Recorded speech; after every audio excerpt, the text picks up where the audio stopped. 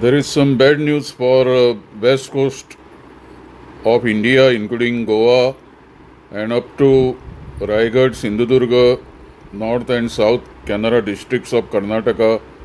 We are going to be indirectly impacted, and the Mangalore and surrounding region directly impacted by the new path of this cyclone, which has developed near Sri Lanka and close to the Tamil Nadu coastline. As the bar moves below, you can see the date and the timing of the track of the cyclone. I am moving the bar here. On Sunday 1, it will come close to the Tamil Nadu coastline. Then it will have a landfall by Sunday afternoon. On Monday, it will be roaring over coastal Tamil Nadu. Monday 3, it will be crossing several kilometers inside the agricultural area and highly settled towns of Tamil Nadu.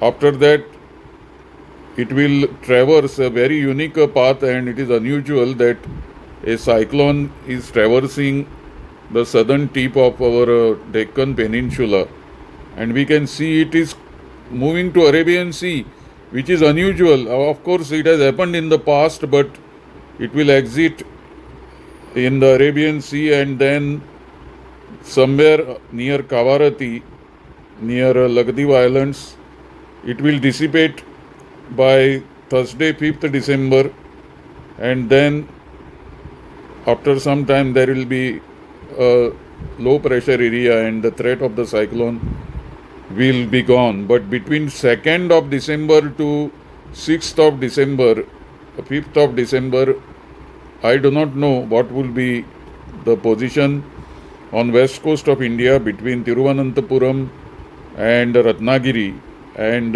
Goa is in that dotted line area, which is the influence zone of this tropical cyclone from Bay of Bengal. So if you are planning anything from 1st December to 5th December, you will have to take the inclement weather, extreme weather in account. I really don't know. I have to check the IMD data also, which is released. Cyclone bulletin is released every day from tomorrow, and the critical days will be for Tamil Nadu and South India from December 2 to 4th, which is going to be a very interesting period for cyclone watchers in India and rest of the world, because the track of the cyclone is so unusual that we cannot believe that a cyclone which has developed in Bay of Bengal, southern part of it, almost diagonally crosses the landmass of southern Indian peninsula and exits on the west coast. And it is a massive weather engine, massive atmospheric system with billions of tons of water and very high wind speed.